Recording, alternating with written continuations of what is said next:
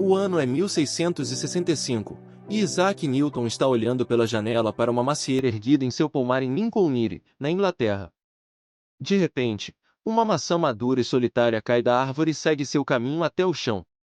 Enquanto a maioria das pessoas consideraria esse um evento mundano, Newton seguiu sua trajetória com grande interesse. O jovem Isaac não sabia na época que essa maçã se tornaria a fruta mais famosa da história da humanidade, pois sua atração natural pelo chão desencadearia um momento de genialidade, levando-o a criar as leis do movimento que revolucionaram a física moderna. Newton não estava conduzindo um experimento quando descobriu as leis da gravidade. Ele não estava sobrecarregando o cérebro com informações tentando descobrir isso. Ele estava simplesmente olhando sem rumo pela janela. Ele estava entediado. Mas isso foi no século XVII, e os tempos mudaram muito desde então. Hoje em dia, quase nunca nos permitimos simplesmente olhar pela janela ou sentar em nossos quintais sem fazer nada além de olhar para o céu. Nunca pausamos por um momento para deixar nossas mentes vagarem por territórios profundos e inexplorados. Acontece que mergulhar profundamente em nossos próprios pensamentos é algo que realmente não gostamos de fazer. Achamos isso entediante e fazemos de tudo para aliviar o tédio, mesmo que isso signifique nos submeter a choques elétricos auto-infligidos.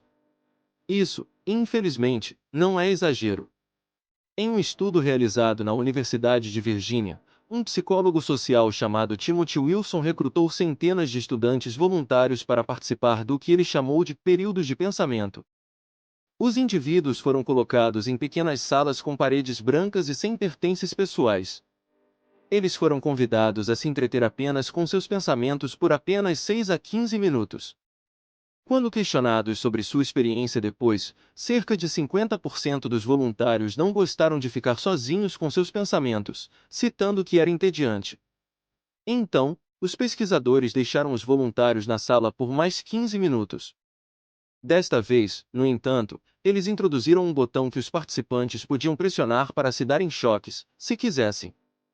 Cerca de 67% dos homens e 25% das mulheres optaram por infligir dor em si mesmos voluntariamente, em vez de simplesmente sentar e não fazer nada.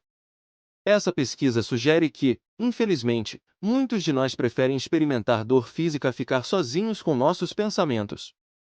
Quando deixados sem nada para fazer, a maioria de nós imediatamente pega o telefone, alternando de um aplicativo para o outro, enquanto os algoritmos da internet nos alimentam com o conteúdo exato que nos impedirá de ficar entediados.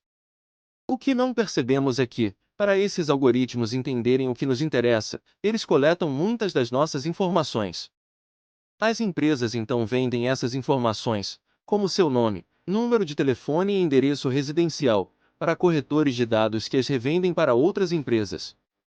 O que é pior é que, às vezes, esses corretores de dados estão envolvidos em violações de dados, onde todas as informações que possuem sobre você são roubadas por pessoas mal intencionadas.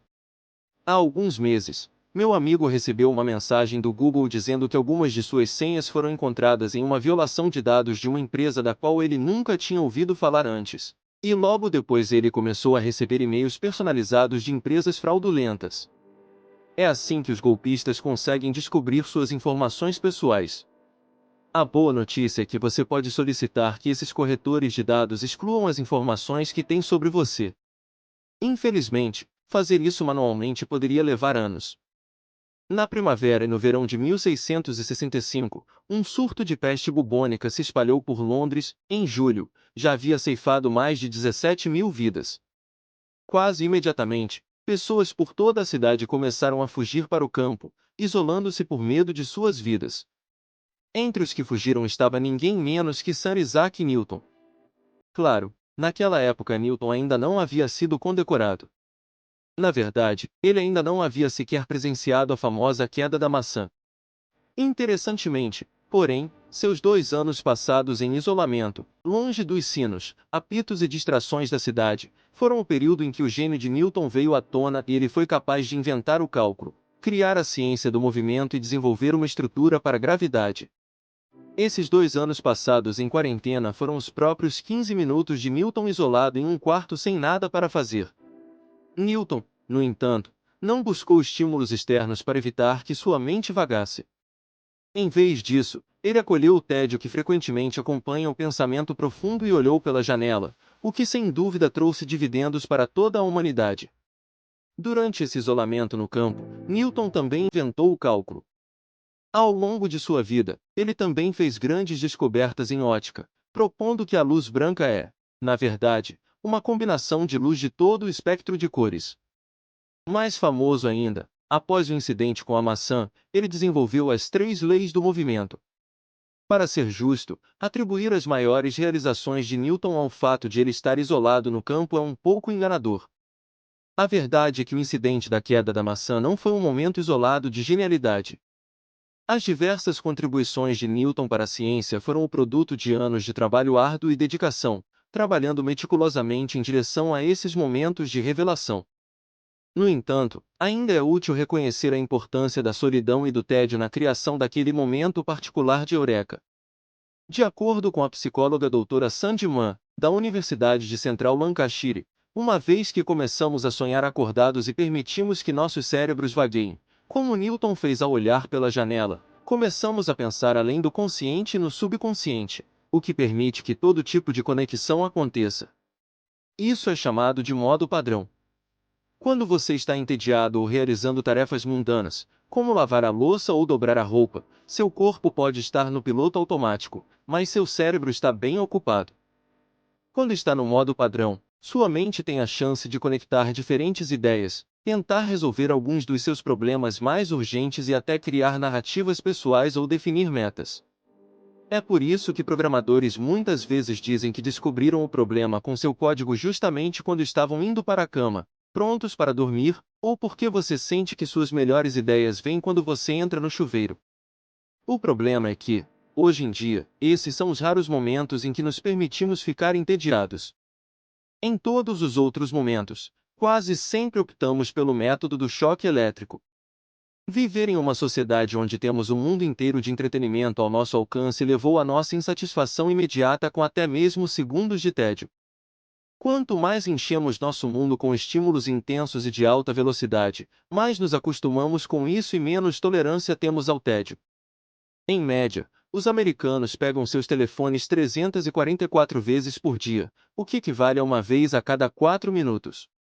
Desde rápidas verificações de e-mails até mergulhos no buraco negro de reels e memes, os americanos passam, em média, 2 horas e 54 minutos no celular por dia, com algumas pessoas chegando até 10 horas diárias.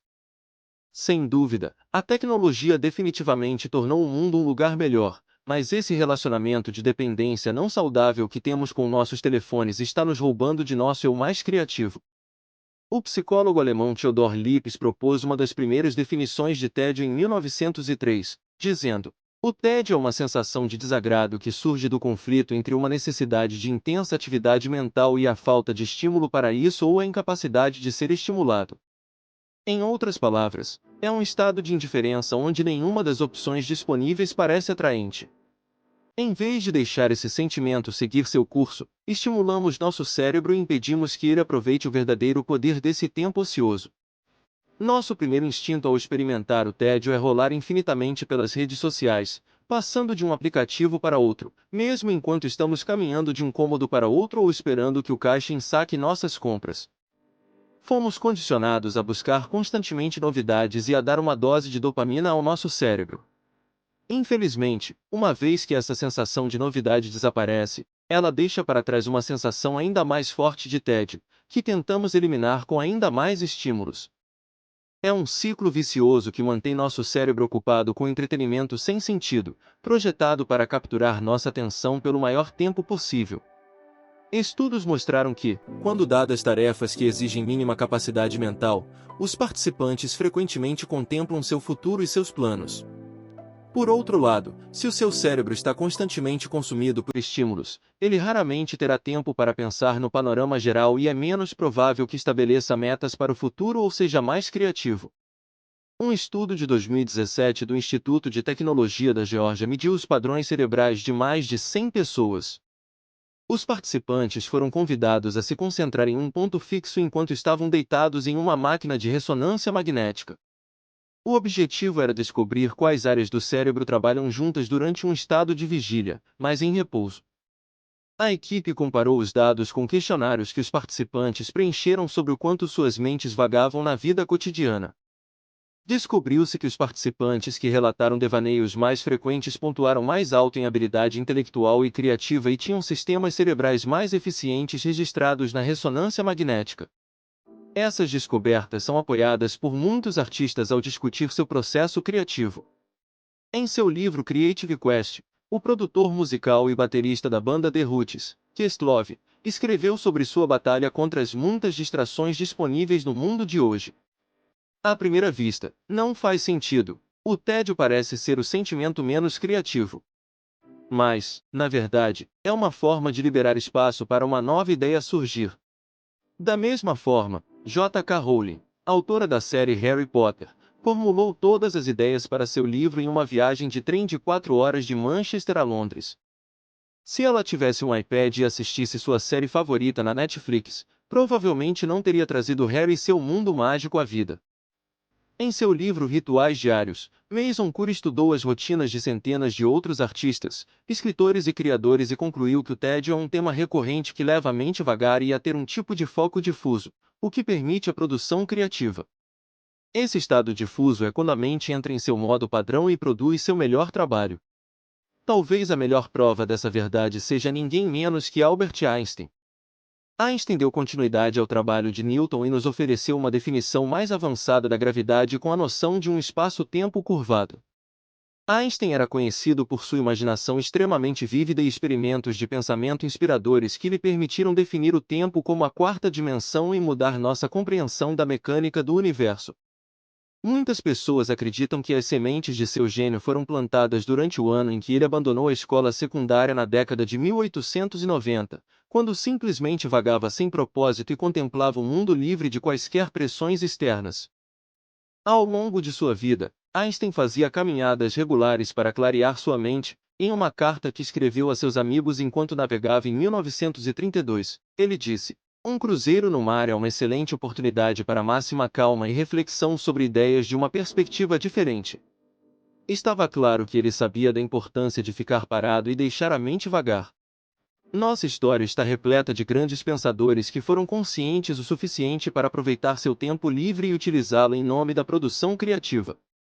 Hoje, psicólogos incentivam os pais a permitir que seus filhos fiquem entediados em vez de ocupar todo o seu tempo assistindo ao YouTube em seus tablets. A ideia é dar às mentes jovens o tempo e o espaço necessários para descobrir, criar e encontrar seu próprio gênio. Ensinar as pessoas, especialmente as crianças, a usar a tecnologia para melhorar suas vidas, ao mesmo tempo em que regulam sua exposição a ela, deve ser uma parte crucial da alfabetização digital. Há um ditado usado na tecnologia: quando o produto é gratuito, você é o produto. Nossa atenção está sendo disputada por uma magnitude de aplicativos, e no final do dia, ficamos sem tempo para simplesmente sentar e contemplar nossa própria vida e experiências. Mas isso não deveria ser o caso. Da próxima vez que você perceber que está pegando o telefone por tédio, lembre-se de que está optando por voluntariamente se chocar em vez de olhar pela janela e contemplar sua própria maçã metafórica caindo da árvore. Você ficaria surpreso com o que sua mente pode alcançar quando você simplesmente permite que ela vague por um momento.